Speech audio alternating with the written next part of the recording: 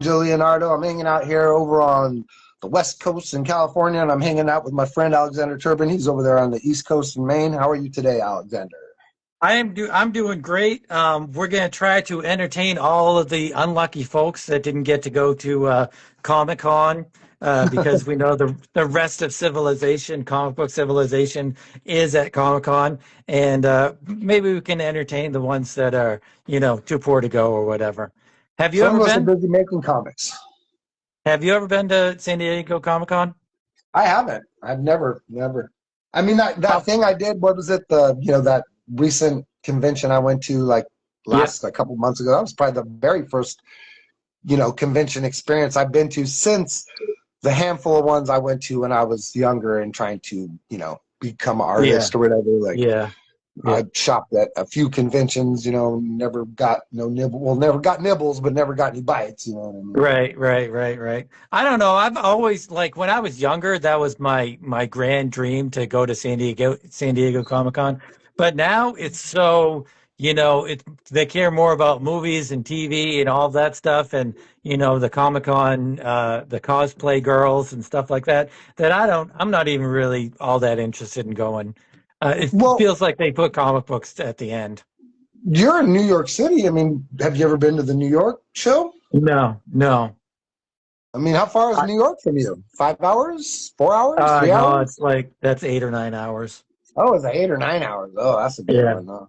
I thought yeah, you were a little bit closer. You know what I mean? Like, I yeah, know you're not that far away, but that I know that it's like say like I'm over here on the West Coast, but it's still like a 16-hour drive if I was gonna drive to like Seattle or something like that. You know what I mean? Like Is how far is San Diego from you? San Diego's only about 5 hours from me. Five hours. Yeah. Yeah. So, Disneyland and all that stuff. I've been to it a bunch of times. well, Never. once we release Entropy Alliance, they're going to be calling on us, and they're gonna pay for our trip there, and we're going to be mobbed by um, millions of fans. So We're don't you gonna be worry. we're gonna be calling us up because they're gonna be like suing me for like rights of characters like completely ripped off. They're gonna be flying me in there to have me put into DC comic book jail. Yeah, yeah. But no, dude, like I was like, this is like an inside thing between me and you, but like, yeah, dude, Jake Quick, I put up that picture that I was working on of your stuff, and he was like, "Man, I'd love to color something like that." And he Oh, was like, yeah, I just touched base with him, and he was like, "Dude, I like." He goes, "I'm pretty free right now, and I'm gonna see if he's not interested in coloring the whole book for yeah, us." You know what I mean? yeah, Because the goal is to come out with one of these every 4 months, and I think that's plenty of time. You know what I mean, to do yeah. The something like time. that.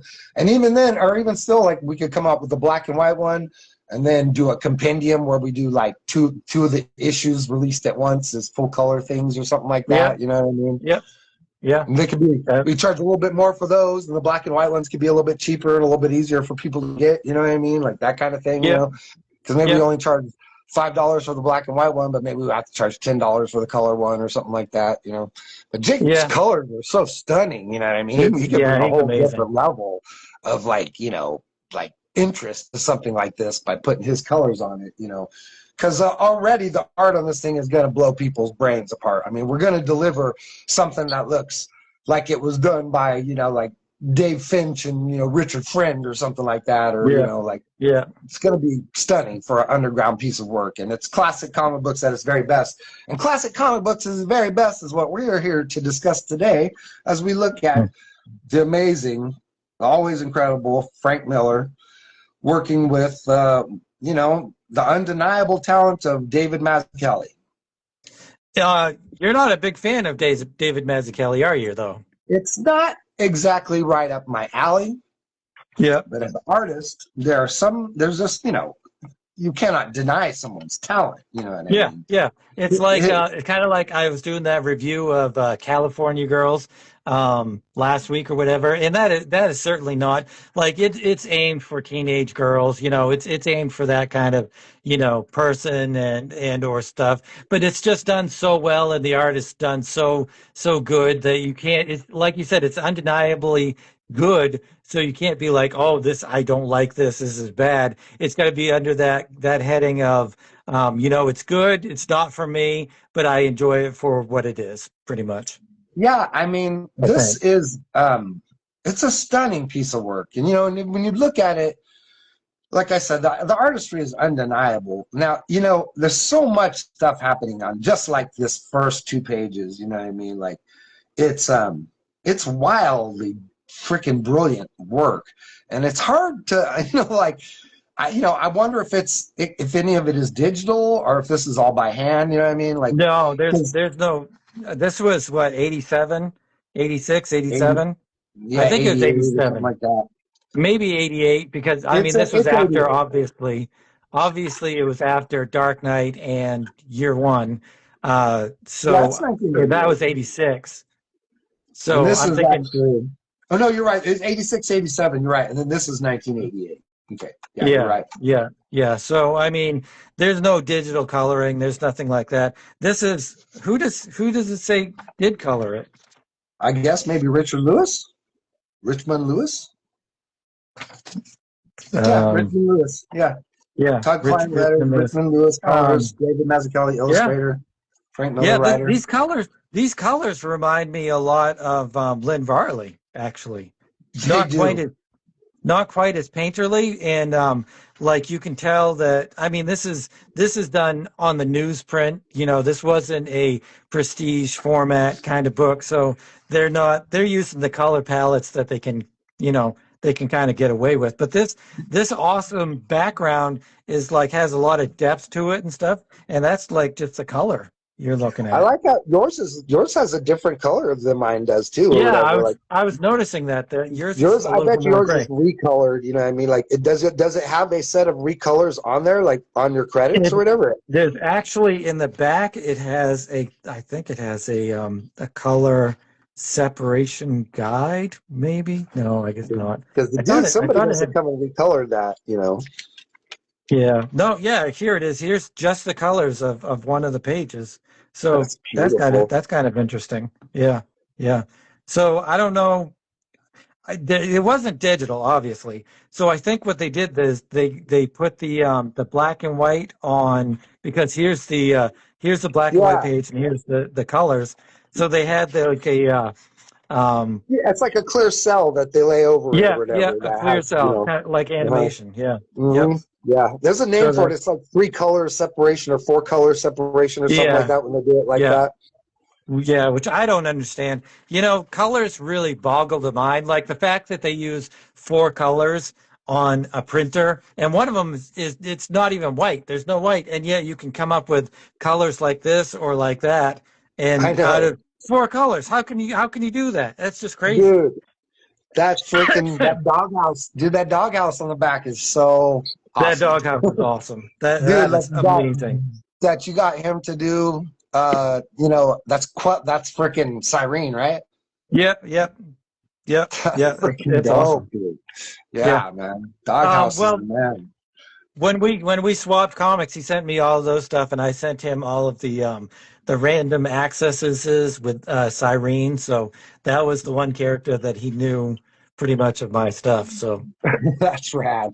Yeah, I was but trying to that's get awesome. lock him down to do a Six Lords of Sound thing, man, but we were both struggling with each other's stuff, like because Yeah, our styles are so different or whatever. You know what I mean? yeah, Like yeah, sometimes it's hard to find your way into what someone else is doing. You know what I mean? When you want to interact with what they have, But yeah. he's I think fantastic. I love I his stuff. think when you're working with somebody, like, anybody really, you have to accept their style, no matter what, and you just have to roll with it. You can't be That's really like, all you can do. Yeah, this isn't what I would do. You have to take yourself out of it completely and be like, that is their thing.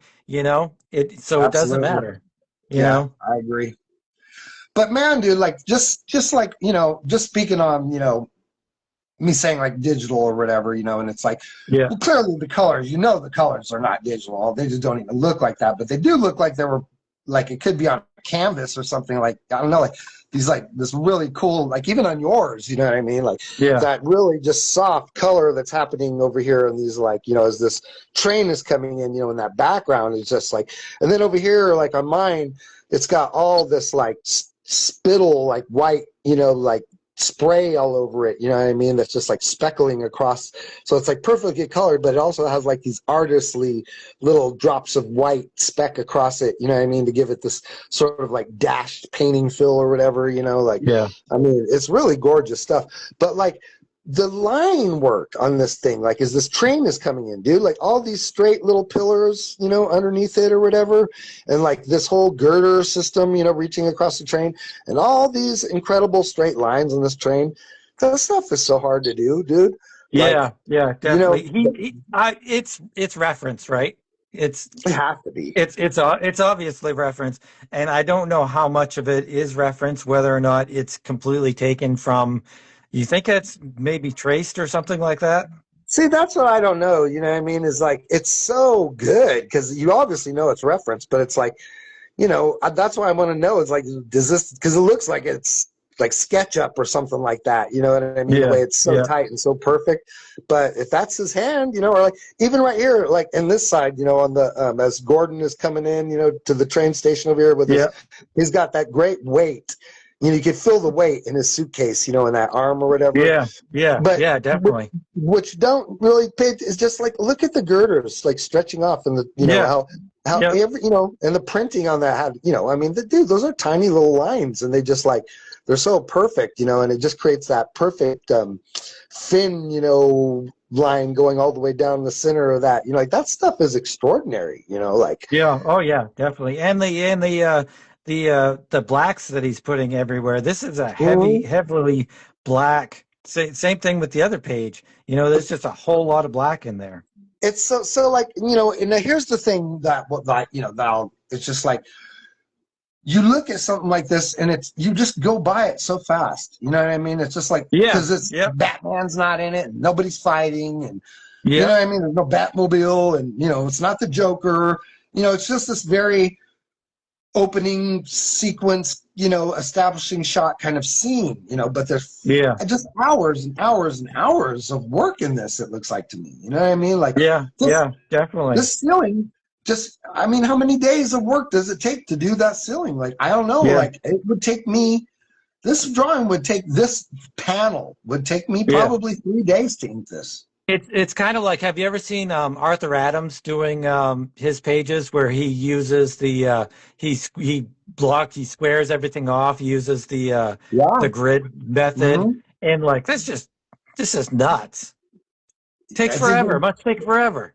And not only that like he'll do it in like two different directions like he'll do like you know the grid going here and then he'll have the other like another grid going across it to create the depth Yeah, line where the figure should sit inside the grid or whatever and things like yeah, that like yeah, it's really, and then they'll be tiny, and you just look, yeah, and then the art will begin to get very detailed, and you just wonder how he doesn't get lost.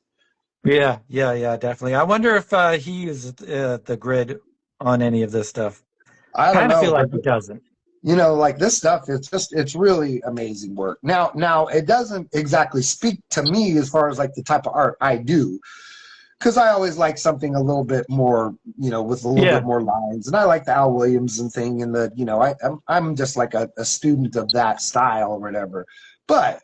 This guy is like, you know, and this guy could draw a lot of different styles. Mazzucchelli, he's all over the place. He could do a lot of different things. And I know that, like, a part of this has to be him catering to the idea of, like, wanting this to feel something like it's part of that same universe is the Dark Knight. You know what I mean? yeah, yeah, yeah. Like Well, the thing is, artistically, it still feels like yeah. it's that universe. You Yeah. know? Well, the thing is, he's simplified. Like he's got all this like intricate backgrounds, but he's simplified his characters tremendously. You notice that in Daredevil Born Again, where you look at his characters and they're just so detailed, and Yeah. he's taken so much of that detail away from this, and like as year one goes along, because there's what 8 or 9 issues as the final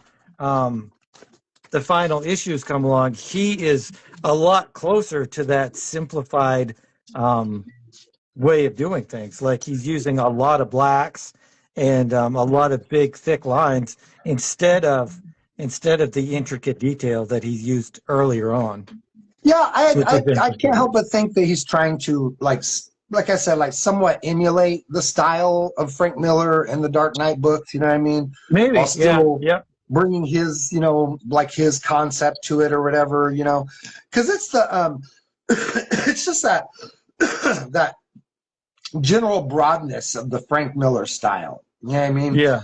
Frank Miller's characters have always been made up of these big blocky shapes. That's Yeah. like something that like him and like you would call John Romita Jr. like the natural predecessor of Frank Miller, like artistically. You know what I mean? Like Yeah. they're very they're not two guys where when a lot of people look at them and go like, oh, well, these two guys are so much alike. But if you really compare their works, they are very, very similar with very heavy inking lines, very broad strokes on a lot of the inks. You know what I mean? Yeah. Yeah. Very, And it's a lot more simplified mhm. shapes, like you were saying, than the intricate details that a lot of But at the people have. same time, it's all very like anatomically correct. Yeah. Like Yeah. everything is Yep. like sound. The figures' weights are all perfectly right and everything. And like John Romita Jr., he's fantastic at being more exaggerated. Like he could take like say like if you ever saw what he did with the Cable miniseries back in the 80s or whatever, or the Yeah. 90s, Yeah. like Yeah. because he took over the Cable series when they fired Rob Liefeld, because Liefeld was Yeah. supposed to do the Cable series, but he got fired, for doing Image and all that stuff, Yeah. and Yeah. or quit or however you want to, well, whatever, But they brought him on to do the Cable miniseries, and I remember like some of those cables were so huge and so exaggerated. Yeah. Yeah. Sometimes they just looked like the armor he was wearing was made out of couch cushions. You know what I mean? It Yeah. was so big. Yeah. You know Yeah. what I mean? He was definitely pushing it. He was definitely Yeah. pushing it. But this is one of my favorite parts in this whole book. Him, Bruce Wayne Sure. doing his Yeah. exercising or his stuff like that, and it's only one page, but it really brought home to me who Batman was, and I believe this is in the you've seen the cartoon, right? The animated film. Yeah, Yeah, yeah, yeah. This is actually in the animated film as well. it is. They Dude, the definitely animated hit a film, few parts. they cover most of this pretty well, and it's all, Yeah, you know what I mean? Like it's all pretty much. That's the really good thing about the DC stuff is they have that great animation studio, and they're they turn out really great versions of some of their stuff. Now, like the All-Star Superman animated movie is fantastic. You know what I mean? It's so yeah, good, yeah, and it covers everything I think except for the Bizarro part. It doesn't cover the where he goes to Bizarro, Earth or whatever, yeah, and gets stuck there yeah, for 6 months or whatever. I think that might be the only part that isn't in the animated film because they cover everything else. The superpowered Krypton couple coming back, and it's very comprehensive and very well done. New Frontier, I think, is another one. It's fantastic. Just an yeah, amazing, yeah, version yeah, of. It covered the comic book brilliantly. It's really great. yeah, yeah. This scene, I think, what you were saying earlier about how he conveys the weight of things, and it really truly does. It doesn't, and it's not a lot of lines. It's not a lot of intricate details, so Mm-mm. you don't have to get lost in any of that stuff. It's just these big design elements that create the illusion of, because that's what we're doing as artists, is we're creating the illusion of three-dimensionality on a flat page, and he does that beautifully with as few lines as it takes, I think. And you have as a matter of fact, you have the script for they use 2 pages. This is where your script over there on your thing Or starts off at six page and 6 or seven. so. Yeah. And I mean, this is just me speaking somewhat existentially as an artist and something of a writer as well, right? Because I write too. But like when you look at these pages, what you're seeing, kind of is like him really, like he's really giving us the idea of these characters and like what they're all about or whatever. And it's like you're going back and forth, and we have like we got Gordon who's having his first experiences coming to Gotham, what I mean? And he's meeting his partner who's this total dirtbag dude, and you feel all the heat, and like say down here in these scenes where the car chase is happening, and you feel that summer warmth, and you know what I mean. You get the grit Yeah. of the Yeah. city.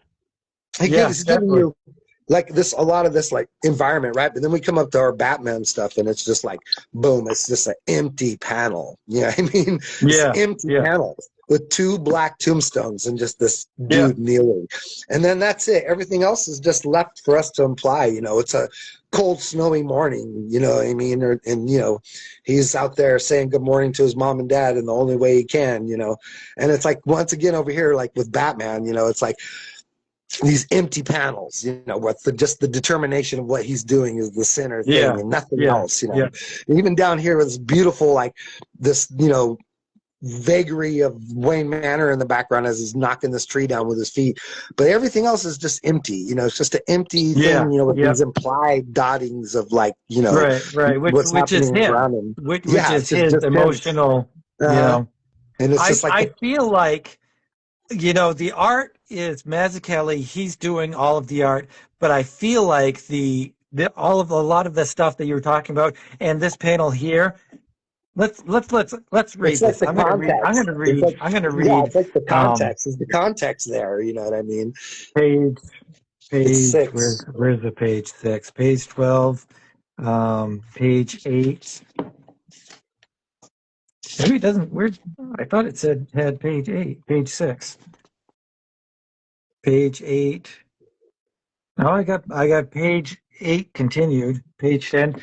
I thought I had page 6. Well, I thought you did too. Maybe it's just Maybe. it's lost in there somewhere. You might just be hard to come across or something. No, here's page 6. Interior, Gordon's bedroom. Barbara lies asleep. Oh, maybe that's Oh, that might be page 6 of a different chapter. yeah, I think You know what I that's mean? either Yeah, that's second or later on. third issue. That's towards the middle. That's like chapter 3 or something like that. Yeah. So Too bad. page 8 is That is, March I know 11th. exactly what shot you're talking about. Do you know the shot just from what you read right there? It's beautiful. No. I'll go to it right here. I know it. Where's that? It's the one where she's pregnant and laying in the bed. Oh, And right. he's about to tell her or whatever, you know, like what's going on with him. Is How it he that like one? it's that one in the back. There, right here. Yeah. Yeah. Yep. You know, that's it. So I mean, you've got this great artist in David Mazzucchelli, and he draws it really great. But so much of this stuff is Frank Miller conveying what he wants. Yeah. You know, it's kind of like you can have great actors and you can have a great story, but you got to have a great director to make something truly fantastic. You know, so and it's I don't almost know. like It's hard. you know, it's like, and this is not something I'm really capable of as an artist, but it's almost like as an artist, like Mazzucchelli is acting like the way Nicolas Cage acts, or like the way, you know, another great actor can become a different character. You know what I mean? Like he's literally like becoming, you know, a version of Frank Miller with his art as he's doing this book for Frank Miller. You know what I mean? Yeah. It's like he's you know, as an actor, he is becoming, you know, like that character for this director who needs, you know, someone to be Frank Miller on the page. You know what I mean? Yeah. Dude, like I wonder. They must have talked a lot. I mean, they must have been in New York City. He must have wrote the script, but then they must have talked about it a lot as to what they wanted to do and stuff. Dude, like this is like straight up Travis Bickle from frickin' Taxi Driver right here. Yeah, right? Yeah, you know yeah, what definitely. I mean? Like definitely. that's like the Times Square, you know, that Taxi Driver is driving around in right there. You know what I mean? Like, you know, some right little down here is a little what's her name? You know, frickin' 12-year-old prostitute girl. Oh yeah. You know? Yeah. Like here, you know what I mean? Like literally, like this little girl is like, you know, practically the, you know, why can I not think of her name right now? But you know what I'm talking about. Freaky Friday. Oh yeah, Jodie Foster. Yeah, dude, like that's like the straight up like Jodie Foster, you know, right there being pimped out like at 12 years old or whatever, you know, from Taxi Driver, you know, like. You think this is supposed to be the Joker?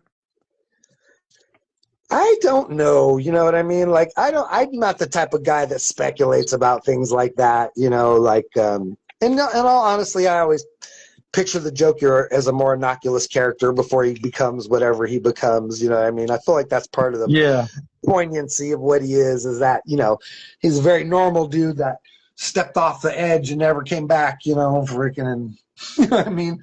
Never found his rock bottom. yeah, yeah. Are you a big Joker fan? I think he's an amazing character. I think, you know, Batman clearly has the greatest rogues gallery in all of comics. I would say Spider-Man might be second, you know what I mean, as far as having an awesome rogues gallery. That's a hard thing to do, you know, like create a rogues gallery of characters. Like Punisher. Yeah. Punisher can't have a rogues gallery because every time he gets a good character, they die. He kills them. Yeah. I think my favorite villain of all time is Magneto, because Yeah, he's not Magneto's really great. because he's not really a villain. Yeah. I mean, he is, but he isn't, but he is, but he isn't. You know, Kind of so like Doctor for me, Doom. so much is motivation is one of the biggest things for how good a character is, and it doesn't get much bigger and better than trying to save your people than to being motivated. Yeah, you know, like in all honesty, like probably my favorite villain is probably Brainiac over in the Superman side. You know, I think Brainiac's Huh. probably one of my favorite guys. He's, you know, because there's a lot of different versions of him. He's a villain that is very pliable. It could become quite a few different things.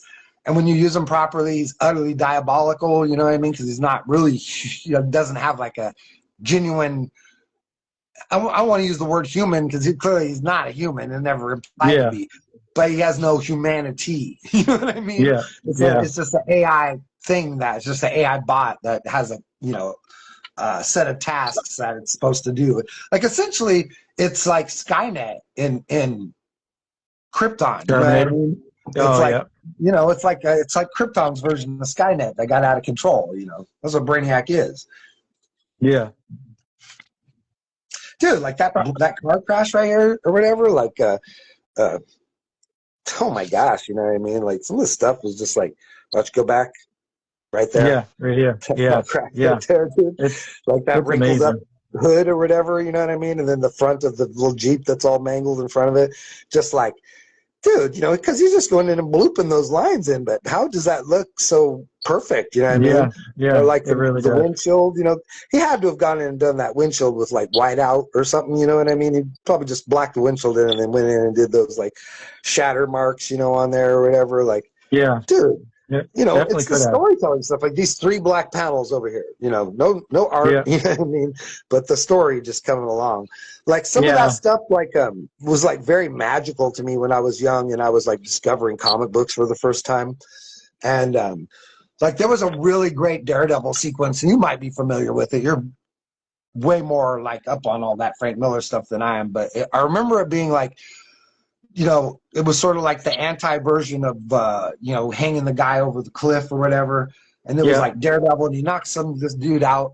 And, you know, it's like 5 or 10 minutes later, the guy doesn't know how long it's been. And he comes to, and he's just like, it's in a completely like black page, you know, with just black, you know, black squares on it.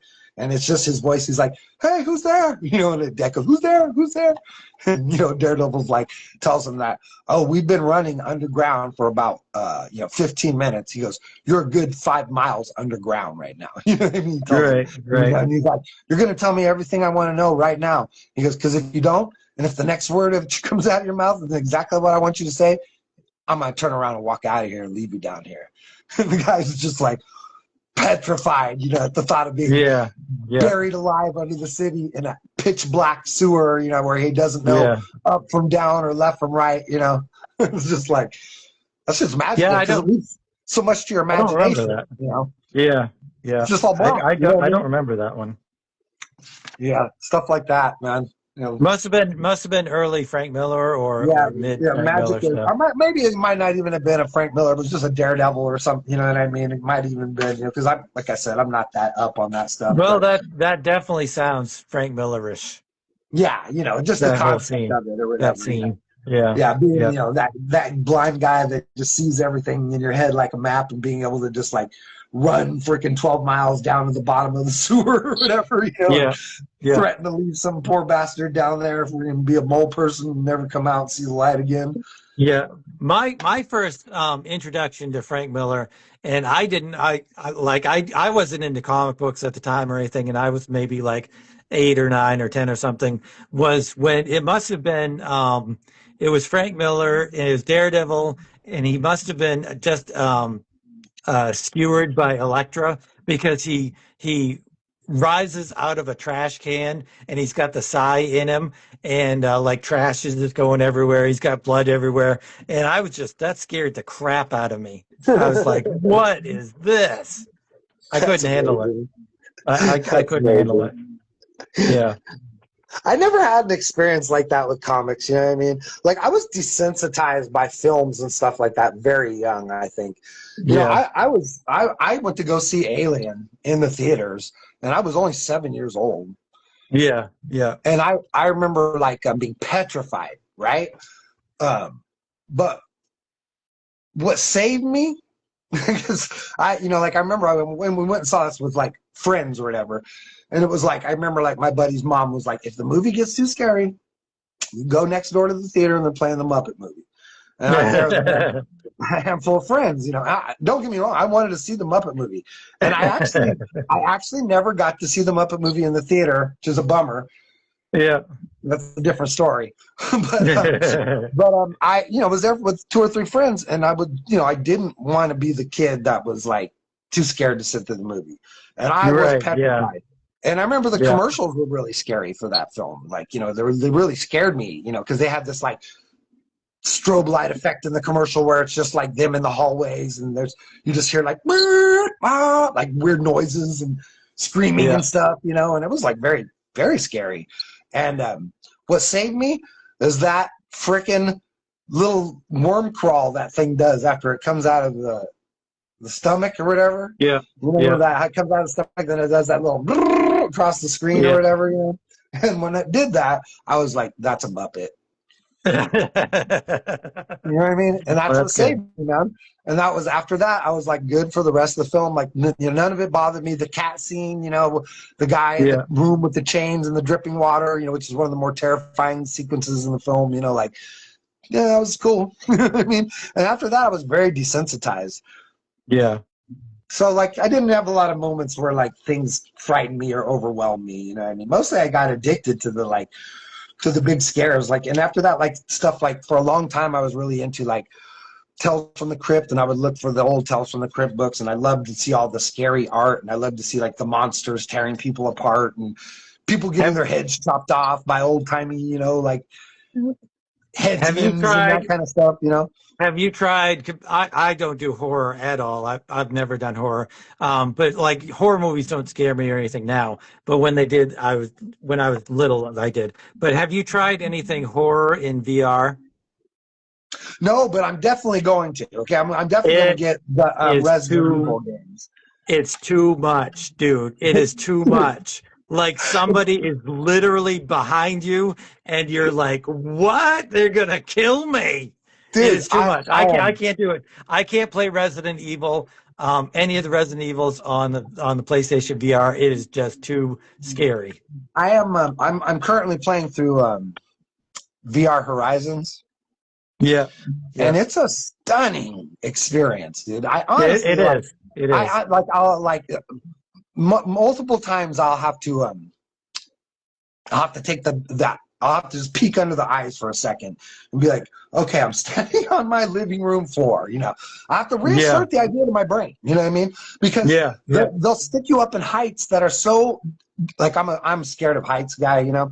And the heights are so dizzying, dude. Like, they have you like hand crawling over waterfalls that are 10 miles in the air, you know what I mean? Like giant waterfalls that could never be real on Earth, and you know what I mean? And it feels so real to your brain. It feels terrifying real to your brain. And anybody that has never tried VR, you can't explain it to them. You really can't. Wild. And I mean, the thing is it's exhausting. It is exhausting to play. It really and you cannot play this game for more than 30 minutes, 25 minutes. And it's got nothing to do with the headset making me uncomfortable or any of that. Yeah. It's Yeah. just that after 40 minutes of exploring this jungle and climbing up the side of this mountain, I am exhausted, dude. Like just Yeah. Yeah. exhausted. I'll sit down and my legs will be shaking. And you know what I Yeah. mean? Dude? Yeah. Like, Yeah. I don't even understand how something like that could affect your inner brain the way it does, dude. I mean, it's like being Laura Croft and exploring some hidden jungle, you know what I mean? All on your own. Like there's no one Yeah. around you. You beam into a completely different universe. You know what Yeah. I mean? Yeah. It Yeah. is It's amazing. stunning. It is amazing. It's one of the I most can't amazing hardly things. believe it. Yeah. I mean, I'm going to go play that thing again for a little while today. But I Yeah. woke up and my back was killing me this morning. And I know it's from exploring that goddamn jungle, man. Yeah. You do it standing up, right? Uh-huh. Yeah, because a lot of people do it sitting down, and if you're doing a climbing thing sitting down, it completely ruins the I was experience. gonna say You that's a know, cheat, man. You gotta like do it it standing is. up, so that when It you're is. hanging You got over to those stand up. ravines, you feel like you're hanging, or when you walk up to that edge of the cliff, you Yeah. really feel that depth beneath you, like you could fall 2 miles to your Yeah. death.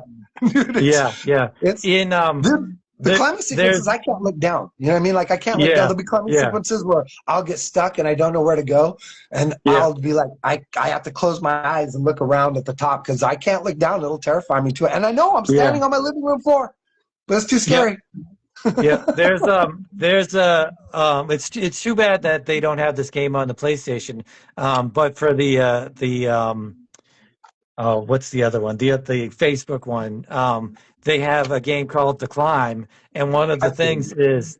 is skyscrapers. You climb You walk across skyscrapers. that plank or whatever, like across Yeah, the yeah, it's buildings. just Yeah, crazy scary. that's It's funny. I nuts. watched a guy doing that in VR, and like he was too scared to to make Yeah, it to the other yeah, side, and he's just crawling across a board in his living room. yeah, yeah. It's crazy scary. Yeah. He's like, I can't make it. And his daughter's all, you want me to help you, Dad? And he's like, please, please. And he reaches his hand out and she just kicks him off the board and he just falls over his back like a turtle and just starts screaming, ah, ah, ah. You have a heart attack. It's All wild. right, so I think we're probably done talking about this for now. Yeah, I'm chapter sure one, we'll go back to it. like we'll probably come back and do the story next time, because we didn't really Yeah, touch base definitely. on the story too much. But yeah, it's just impossible not to look at this stuff and feel like somehow Frank Miller is not puppeting Mazzucchelli's hand, almost. You know what I No, mean? no, Like, no. But there's certainly a well, I it's so hard to say because they're working together in unison perfectly. Like this yeah, is yeah, exactly what comic books are meant to be, working in unison, and just making a fantastic product. And also, he's also got this realistic look to him too, which is kind of weird that, he has that. there's something else I would like to discuss about like comic book and comic creations, and this is like like something I kind of like was recently thinking about was that like how all the like say like how do I put this correctly? Like say a different actor will be like James Bond or something, right? And then that James Yeah, Bond is like he is that James Bond for a while, like whatever, yeah, Roger yeah. Moore or whoever, and I wonder if there's not that sort of similar element to when artists work on a comic, like what I mean, like say Oh like yeah. Jerry Ordway's Superman, like how much of Oh yeah. Jerry Ordway was he drawing into like of himself as he drawing his Superman? You know what I Yeah. mean? Was how much of that him is that Superman? You know what I mean? Oh yeah. And Oh same yeah. thing with like Frank Miller. Like when we're seeing The Dark Knight, what we're really seeing is like Frank Miller as Batman. You know what I mean? Like this is what Frank Miller thinks he would be like if he was Batman. You know what I mean? Yeah. Yeah. And I kind of think that a little bit. Yeah. Yeah. Totally. 100%. Like I love Thor. I would say my three big things that I love in comic books is the X-Men, Daredevil, and Thor. And like X-Men had Claremont through that whole thing. It didn't matter what artist it was. You still had Chris Claremont doing the amazing writing. So I knew that it was going to be consistently, what I wanted and stuff. Yeah. Daredevil had mostly Frank Miller, but when there wasn't Frank Miller, and it was some new team, new artist or whatever, I usually would, jump off for a little bit, unless it was somebody like after Frank Miller, there was a bunch of fill-ins, but then John Romita Jr. came on and Ann Nesenti, and I read that. So I would avoid, or I would stop reading for certain chunks of a storyline. And it's exactly like you said, you're like, that's not Daredevil, that's not Frank Miller and Mazzucchelli doing Daredevil. That's completely something else. But when somebody else does it, then it becomes just as good or almost as good, or it's a unique, different thing. It's kind of like when people a chance to see their version of it or whatever. You know what I mean? Like Greg Capullo's Batman versus David Finch's Batman versus Jim Lee's Batman. Right, they're all very different. Yeah, but I always have this argument with people when they're like, Robert Downey Jr. is Iron Man, and there's never going to be another Iron Man, and or Chris Evans is Captain America. There's never going to be any, they might as well just never do the character ever again or anything. I'm like, that's not how comic book characters are. Yes, yes, they did awesome jobs at it, but they are not the character. The character is eternal. Yeah, one of the magic other people to do it. Yeah, the real magic of comic books, and and we discover this in the films too, is that their ability to be reinvented for each generation. Yeah, exactly. Whether it's good or bad or not, now that's another story. It's like we were talking about Superman, and everyone's talking about who the best Superman is and stuff. So you may not like it, but another person can do Superman, and they could do it even better than a previous one, or they might do worse, but they can do it. He's an eternal character. He's not the actor. Yeah, I agree. And I was just considering this because, clearly, the character Superion in our story, he's a version of a Superman type. And, when I draw him, most of the time I'm essentially drawing, what I think of, Superman should be or whatever. And it's like, it's a version of me or whatever, and I just was considering if other artists, have ego enough and do that kind of thing too, or whatever, you know what I mean? Oh yeah. It's that's fascinating to me. Yeah. Matt Wagner is Kevin Matchstick in Mage. Like he looks like him, and so he said, that is me. And because as the character ages, he writes them differently and he draws them differently because he's aged. And I know Paul Chadwick, who did Concrete. Have you ever read that? Uh-huh. He said specifically that he's like, that is me. How would I feel if I was invincible? How would I react? So yeah, I would say so many people are their characters that they draw and they write. Yeah, it's pretty fascinating. And I mean, this is like something I've had in my head my whole life. It's like it's hard for you to psychologically to pinpoint it all because I've always been obsessed with superheroes. Always wanted to draw superheroes. Always want to be a superhero.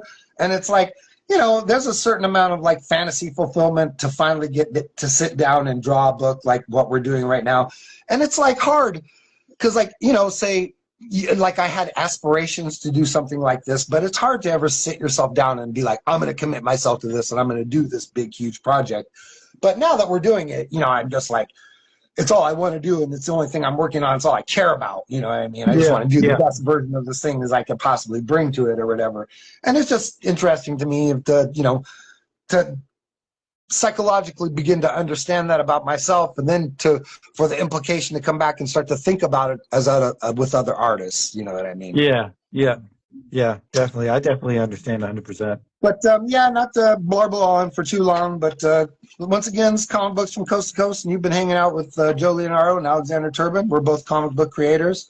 Alex and I are the creators of Entropy Alliance. This is Entropy Alliance 1. This is an experimental comic book, but the actual story for this is coming off very soon. And this is going to have a big, huge, epic storyline attached to it. There's going to be 4 or 5 more of these. Alexander Turbin is also the creator of Morgrim the Cyclops. You can find him in the pages of Random Access Comics. That is available from Alexander Turbin on quite literally a monthly basis. I'm also the creator of Six Lords of Sound, and you can get any of these comic books by contacting Alexander Turbin or myself. You can get a hold of me on my Instagram at Awfully World on Instagram, and that's all one word, AWFULLYWORLD.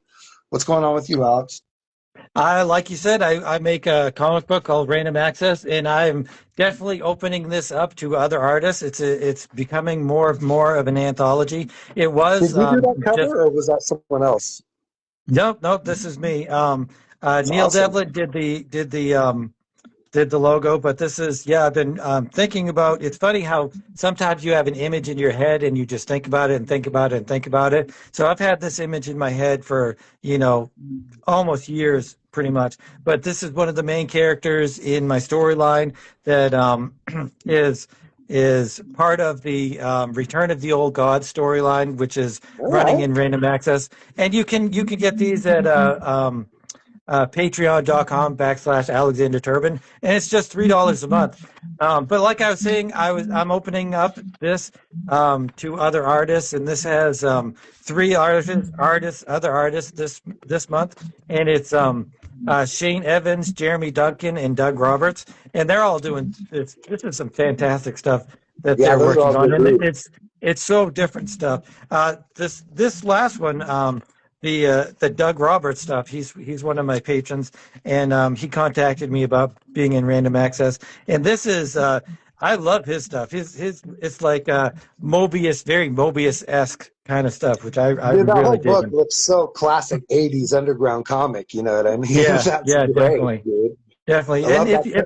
if you're an artist and you're in the Random Access universe or whatever, I like to have these are four different advertisements for some of the indie comic creators that are Man, out I there, can't wait for that and Crom to come out. That's going to be yeah, amazing. yeah, we've got Crom, we've got Nate, we've got Neil Devlin, we've got uh,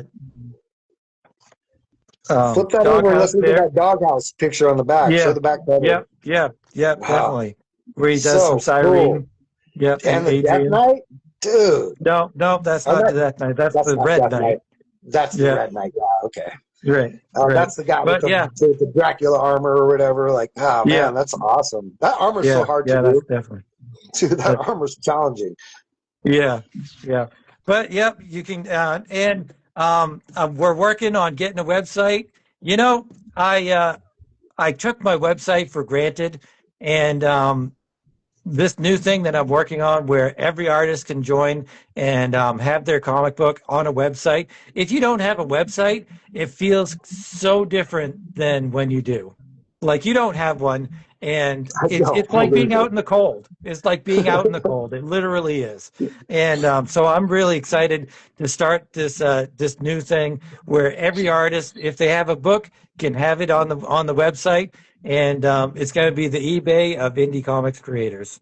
Is what I'm You know, it's saying. funny that you said out in the cold like that, Alex, because out in the cold could be the theme of my entire existence, okay? Like like when I wrote my books, the one of the first like things I thought about the character was that anytime something really warm and wonderful is happening, like the main character is watching it through a window and is never Yeah, part of it. You know what I mean? yeah, And that's me, dude. Like I'm like Spawn, or like I'm like Batman. When everybody is like inside and it's like Christmas and it's like everyone's hanging mistletoe and they're all drinking hot cocoa, I'm standing outside like in the snow, like watching it from a window. yeah, yeah. Well, when we start this website, and every indie comic creator is invited, and I'm really super excited because I had forgotten what it was like not to have a website where anybody can just click on a button and buy your stuff. That's what it's all about, and so I'm Well, just super excited. I'm looking forward to finding out what it tastes like when you have some hot cocoa and you're on the inside. So I'm looking Yeah, forward to it. yeah. All right, so I guess that's it. That's that. Yeah, so thanks for joining us, you guys. Comic Books from Coast to Coast.